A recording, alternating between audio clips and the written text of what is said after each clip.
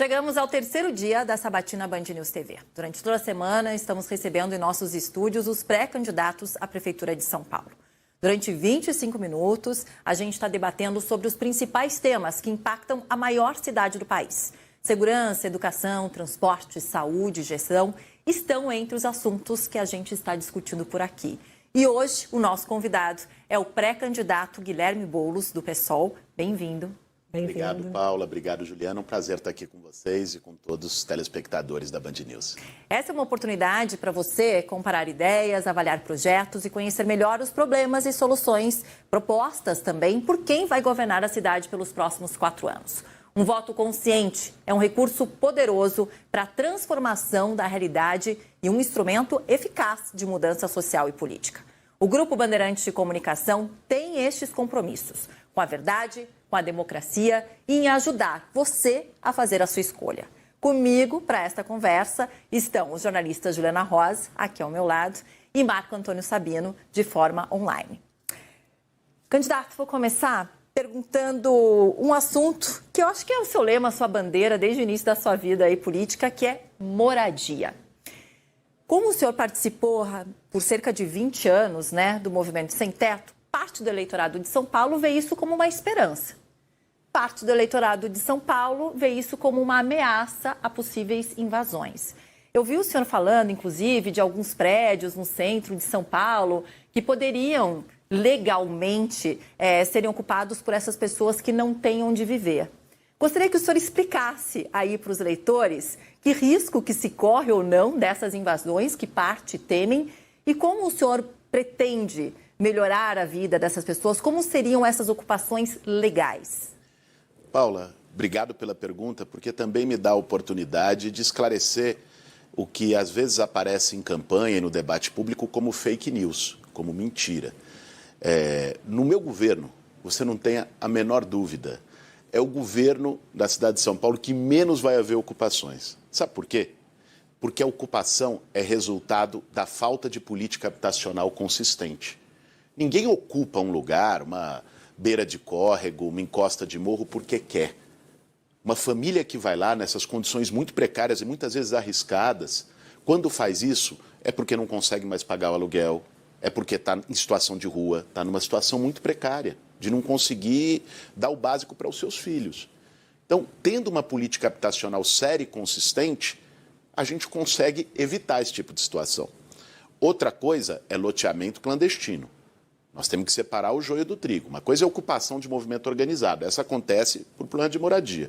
Outra coisa é loteamento clandestino, muitas vezes com vista grossa dos próprios fiscais da prefeitura, como está acontecendo nessa gestão.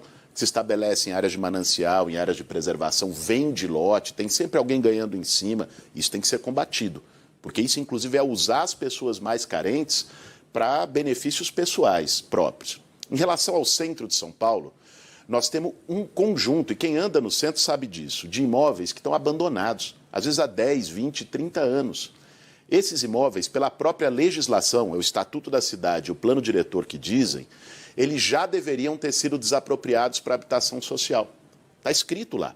Um imóvel que não cumpre função social, às vezes com mais dívida que o próprio valor do imóvel, deveria ser desapropriado. Você faz uma requalificação, um retrofit e faz moradia para as pessoas que precisam. É isso que o Movimento Sem Teto sempre defendeu, é isso que eu sempre defendi.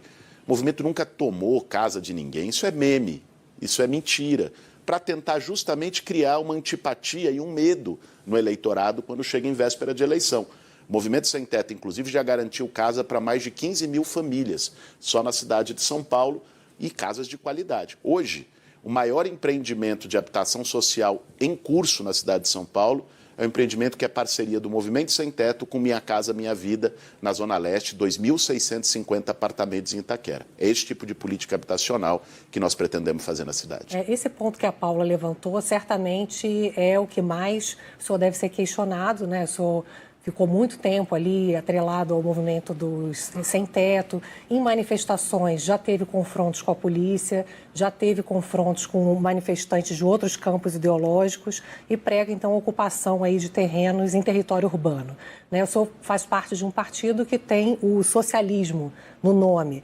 Então, eu queria que o senhor explicasse um pouco mais como é que o senhor pretende que os eleitores de centro acreditem que o senhor não é um radical?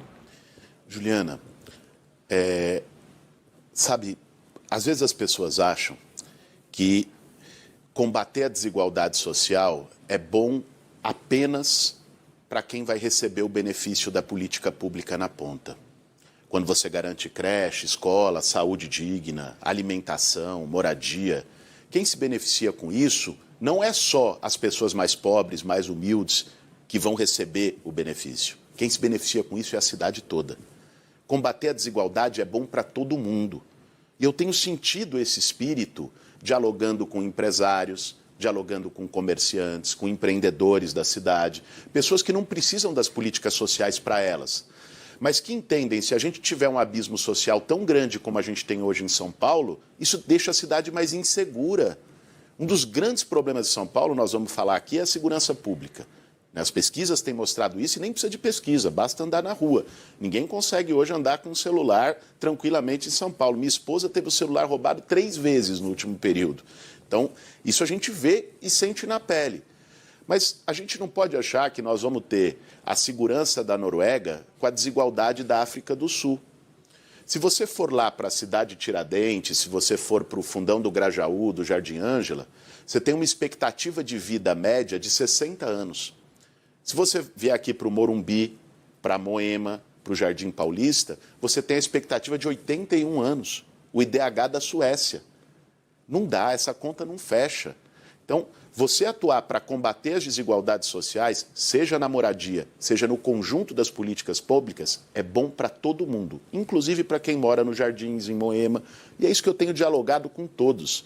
Nós temos feito, nesse período, desde que eu iniciei o movimento Salve São Paulo, em agosto do ano passado, conversas com vários setores da sociedade.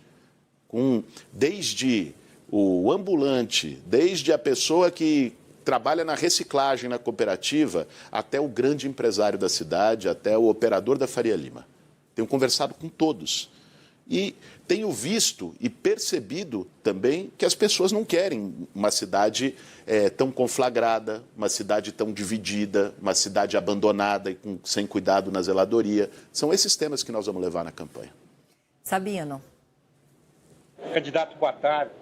Se fala muito hoje sobre uma acusação ao prefeito Ricardo Nunes de obras irregulares, de obras superfaturadas ou pelo menos com atitudes estranhas. Eu queria saber se o senhor, assumindo a Prefeitura de São Paulo, o senhor vai promover uma auditoria em todas as contas de governos anteriores.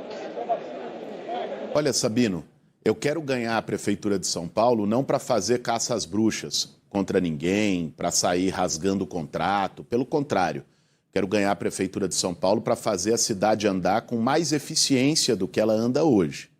Agora, o que está acontecendo nesse escândalo das obras sem licitação, isso é uma verdadeira bolsa empreiteira.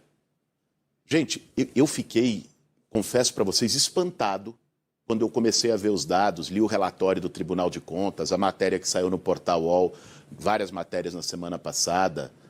Sabe, nós estamos falando de um recurso, obra emergencial, é importante para as pessoas entenderem. Está previsto na lei. Você pode fazer obra emergencial, que é aquela que você não precisa fazer concorrência pelo mérito das construtoras, pelo preço. A prefeitura simplesmente escolhe a construtora, aponta e diz é essa. Só que você só pode fazer quando tiver uma emergência, como diz o nome. Então, vai cair um morro, está desbarrancando, pode morrer gente. Bom, não dá tempo de você fazer a licitação, todo o processo, você precisa atuar ali. Obra emergencial, em média, nos governos, foram 30, 50. No último ano do Bruno Covas, foram 80 milhões por ano. O Bruno Covas era meu adversário político. Eu disputei com ele as últimas eleições para a prefeitura. Mas eu nunca coloquei esse tema para ele porque esse não tinha esse problema. Sabe o que aconteceu com o Ricardo Nunes? Só no último ano foi 2 bilhões de reais. Ele aumentou 25 vezes o número de contratos sem licitação em relação ao Bruno Covas, de quem ele era vice. E pior, se você pegar a lista, isso não sou eu que estou dizendo, as pessoas podem buscar, isso está nas denúncias, isso está noticiado em todos os jornais, aqui pela Band, inclusive. Se você pegar as denúncias, 50 milhões em contrato para uma empreiteira que o dono é o padrinho da filha dele, o compadre. Aí tem outros 50, 60 milhões para uma empreiteira que o pessoal da reportagem foi procurar, era uma casa abandonada, não tinha ninguém. Então, o que está acontecendo hoje em São Paulo é um verdadeiro bolso empreiteiro. Isso é um escândalo. Isso não pode ser continuado porque isso é um desvio de dinheiro público, um superfaturamento, né, que é do dinheiro do nosso imposto. Eu pago IPTU na minha casa, todo mundo quando compra algo paga ISS, paga ICMS, uma cota do ICMS vem para o município. Isso é um escândalo e precisa ser investigado com seriedade. Nós entramos com representação no Ministério Público. Só para terminar, Paula, pense uma coisa. Porque às vezes a gente fala 5 bilhões, não dá nem noção, né? Nenhum de nós aqui viu 5 bilhões na frente, nem 5 milhões na vida. Aí você pega 5 bilhões de reais, sabe o que dá para fazer com 5 bilhões de reais? Resolver o problema da população de rua na cidade de São Paulo. Dava para fazer casa para todo mundo que mora na rua em São Paulo. E sobrava. Dava para fazer o Hospital da Brasilândia, se eu não me engano, que é um hospital muito bem equipado, um dos últimos municipais construídos na cidade, foi 200 e poucos milhões a obra. Faz a conta, dá para fazer 45 hospitais, 50 hospitais no Brasil, e na cidade de São Paulo. Imagine as pessoas que estão na fila da saúde para um exame, ter 50 hospitais a mais, não ter ninguém morando na rua. É isso que daria para fazer com o volume de recursos nas obras sem licitação. Isso é um verdadeiro escândalo e o prefeito vai ter que responder por isso.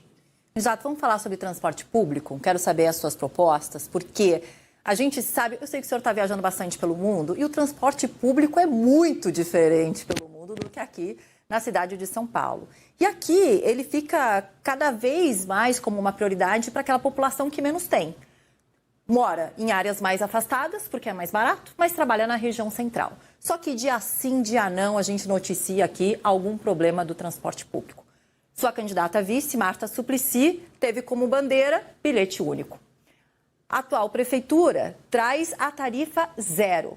Qual o caminho que o senhor vai seguir? Vamos lá. Não existe uma solução única para resolver o problema do transporte público numa metrópole de quase 12 milhões de habitantes, como é São Paulo. Nós temos que resolver pelo menos em 3 linhas.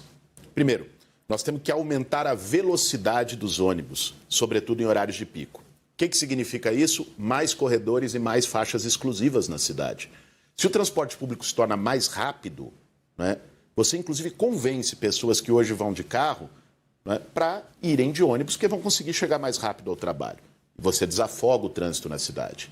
Segundo, você tem que fazer um transporte público mais confortável, menos superlotado. E aí, nós temos que falar a verdade. Hoje, existe um modelo que as empresas de ônibus mantêm com a prefeitura que está errado. Veja, foi feita uma nova licitação, começou no governo Haddad, foi terminada no Dória e no Bruno, que mudava a forma de remuneração das empresas. As empresas recebiam por número de passageiros. Então é o seguinte...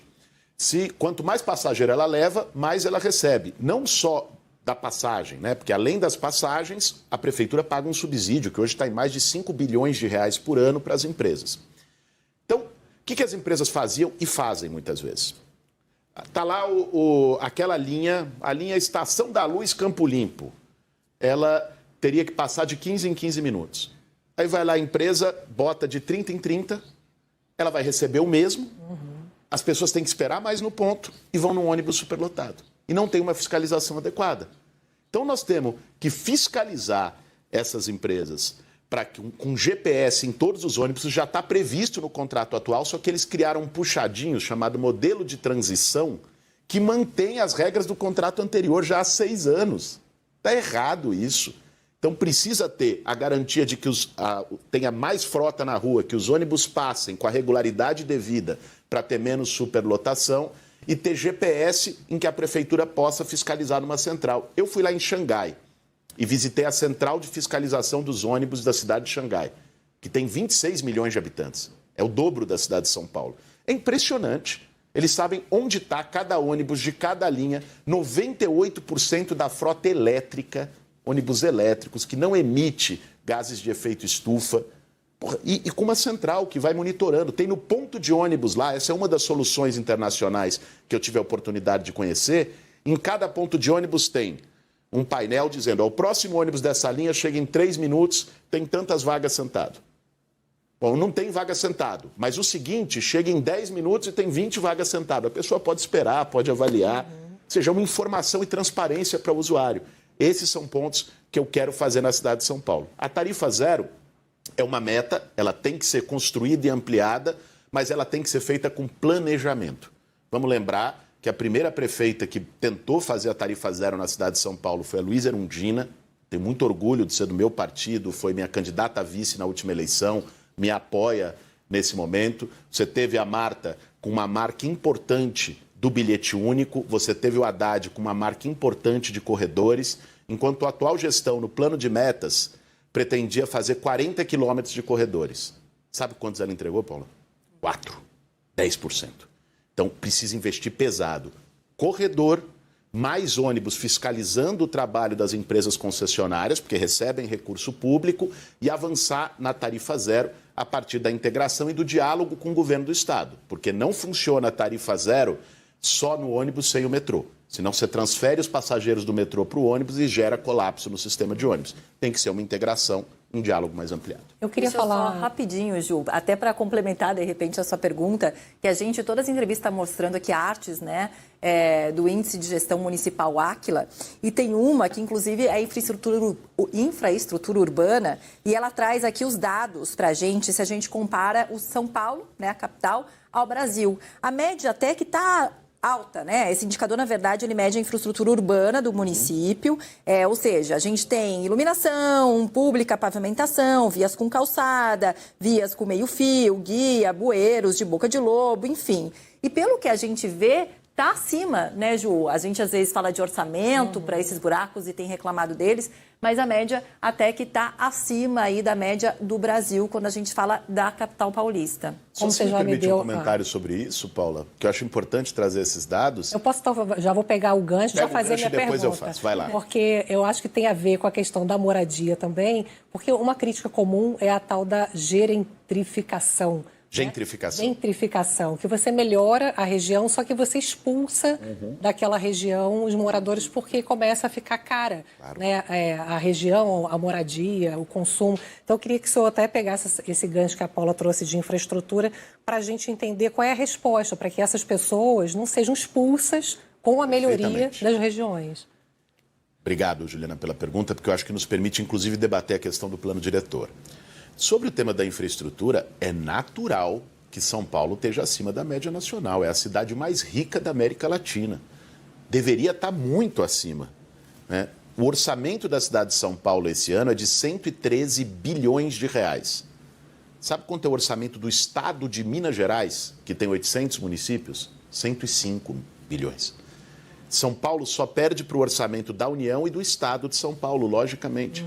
Capacidade de investimento da cidade de São Paulo é gigantesca, a arrecadação da cidade é muito grande. O ISS está lá em cima. Sim, né? O ISS cresceu com os serviços tecnológicos, serviços financeiros e com o boom imobiliário na cidade. Sim. Aumentou a arrecadação do ISS. A dívida que tinha com a União foi resolvida praticamente no governo do Fernando Haddad, que reduziu a dívida de 72 bilhões para 27 bilhões. Ou seja, a cidade de São Paulo, do ponto de vista financeiro, vai muito bem, obrigado por uma construção anterior. Está acima da média, mas continua ali estabilizado nos últimos anos. Mas deveria estar muito acima da média. Se você olhar o IDEB, o Índice de Resultado na Educação na cidade de São Paulo, está atrás de Palmas. Está atrás de cidades muito mais pobres que São Paulo. Se você olhar o potencial de eletrificação da frota do ônibus que nós estávamos falando, Santiago, Bogotá, no Chile e na Colômbia, que são cidades importantes da América Latina, mas muito menores e mais pobres que São Paulo, tem uma eletrificação muito maior. Então, nós não podemos olhar pelo retrovisor para trás, nós temos que olhar para frente para fazer São Paulo uma cidade mais inovadora. Nesse ponto, Juliana, que você traz, me preocupa muito. Sabe o que tem acontecido em vários bairros de São Paulo? Vocês devem acompanhar. Aconteceu ali com Augusta, né? Aquela região. É isso. E você vai em Pinheiros, Perdizes, Pompeia, todo o miolo de bairro no centro expandido de São Paulo, Vila Mariana. Né? Quem está assistindo a gente dessas regiões sabe. O que aconteceu nos últimos anos? Começou a subir torre. Então você pegava um terreno onde tinha 4 casas com 4 carros. Vamos fazer essa média. Você vai lá, a construtora paga para essas pessoas, compra o terreno. Constrói um prédio de 20 andares com 40 apartamentos. Então, naquele lugar que tinha 4 carros, passou a ter 40 carros. A rua é a mesma, a infraestrutura é a mesma, o esgoto ali é a mesma. Vai colapsar, não dá conta. Daqui a pouco as pessoas já estão pegando o congestionamento para tirar o carro da vaga da garagem. Já tem isso. Já tem. Isso não se sustenta, gente. Gentrifica o bairro, porque aí ali o custo do mercadinho, o custo da padaria aumenta e você vai expulsando pessoas que viviam de aluguel naquela região, que vão para periferias mais distantes, com mais deslocamento, mais distante de onde tem oferta de emprego e de serviços. Está errado. Na revisão do plano diretor, isso deveria ter sido debatido e se fez o contrário. O prefeito, junto com um grupo de grandes construtoras e a sua base de vereadores na Câmara, aprovou um plano que ainda liberou mais. Liberou para as construtoras construírem mais alto numa região maior. Porque o plano anterior era com menos vaga de garagem, isso é o plano de 2014, você podia fazer prédios mais altos, mas com poucas vagas de garagens e desde que fosse muito perto das estações de metrô ou dos corredores de ônibus para estimular transporte público. Aí está certo. Só que não, agora eles liberaram geral. Como é que essa cidade vai estar? Eu tenho uma filha de 12 e uma filha de 14 anos. Eu fico pensando, que cidade está sendo construída hoje para as minhas filhas, para os nossos filhos, para a geração que vai vir? Nós precisamos mudar isso. Eu vi uma experiência incrível em Paris.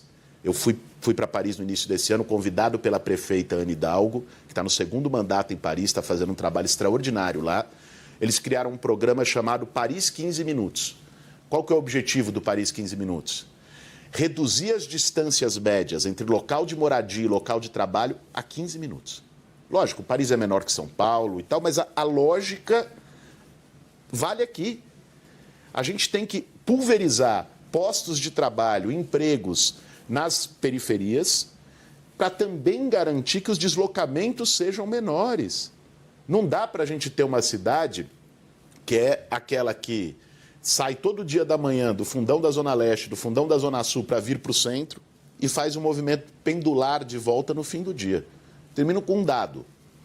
Estava levantando, estou estudando muito sobre a cidade de São Paulo, conversando com muitos especialistas, montei um grupo com mais de 60 pessoas que participaram da gestão pública na cidade, ex-secretários, secretárias, montei um grupo só com ex-subprefeitos de várias regiões, para a gente elaborar um plano forte para a cidade de São Paulo. Um dado que eu fiquei impressionado. Você vai aqui na República, no Distrito da República ou da Sé, você tem 400 empregos para cada 100 moradores. Ou seja, tem 4 vezes mais empregos do que gente que mora. Você vai na cidade de Tiradentes ou no Jardim Guatemi, no fundão da Zona Leste, você tem 8 empregos para cada 100 moradores. Resultado, cidade de Tiradentes todo dia vem para o centro e todo dia volta para lá. E o mesmo vale para os bairros extremos. Então nós precisamos ter uma lógica de cidade mais sustentável, que vai gerar mais bem-estar, menos trânsito, menos emissão de poluição. É isso que eu fui buscar conhecer em outros lugares e é isso que nós vamos apresentar como programa de governo para a cidade. 2 minutinhos para encerrar. Sabino. Candidato, queria falar um pouquinho, a gente falou bastante sobre o Estado de São Paulo, seus planos para São Paulo, queria falar um pouquinho de um tema nacional. O Supremo Tribunal Federal está prestes a definir a questão da descriminalização ou não do porte de maconha. O que o senhor pensa sobre isso? Olha, Sabino, o que eu penso é que é preciso diferenciar o traficante do usuário, né? Lógico, ninguém, ainda mais quem é pai ou mãe, quer seu filho usando droga. É a coisa que nos dá um pânico. Ninguém quer isso. Agora pensa, se a sociedade tratar do mesmo jeito um traficante que é pego com 1 tonelada de maconha e alguém que é pego com um cigarro de maconha, tá certo isso? Lógico que não tá. Sabe o que nós vamos fazer? Com que esse cara que foi pego com um cigarro de maconha e fique preso num CDP, num presídio, ele saia de lá traficante. Porque hoje, o sistema prisional no Brasil é escola de organização criminosa. O cara entra lá porque às vezes roubou um pacote de macarrão e sai de lá participando do crime organizado. Isso verdadeiramente não soluciona. A lei tem que ter pesos diferentes. Para quem é viciado ou para quem está usando droga, nós temos que atuar com política pública pesada de saúde, CAPS, essa atuação. Para quem é criminoso e traficante, tem que atuar com o sistema prisional. Se a gente não fizer essa separação, né, a gente cria um problema para o futuro na sociedade, porque vai ser uma escola para formar novos criminosos. Não é isso que a gente quer. Um minutinho para encerrar, vou pedir para o senhor falar da Cracolândia. Em 1 minuto? É o que temos. Mas vamos lá. Para sermos justos vou com tentar todos. Vou tentar falar muito rápido, Paula.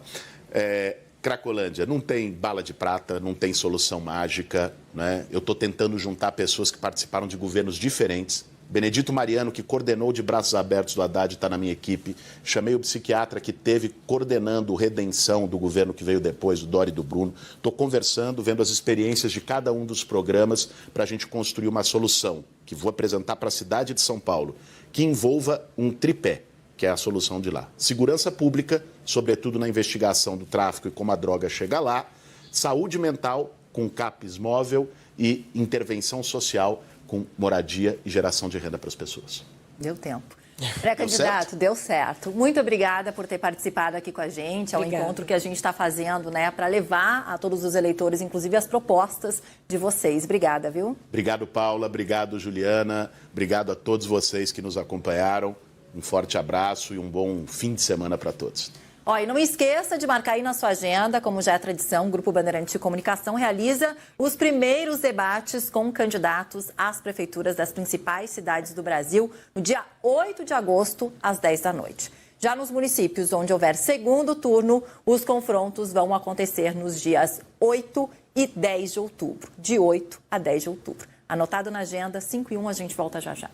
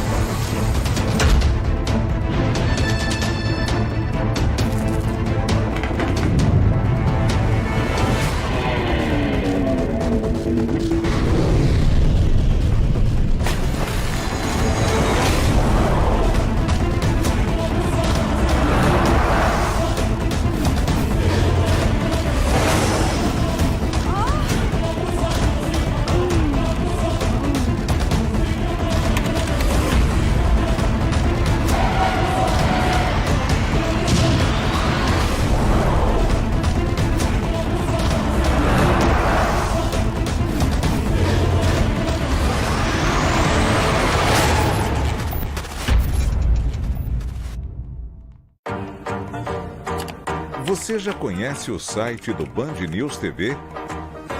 O lugar ideal para você ficar bem informado. 24 horas conectado com os fatos e por dentro de tudo o que acontece no Brasil e no mundo. Atualizações em tempo real, conteúdos exclusivos, colunistas renomados.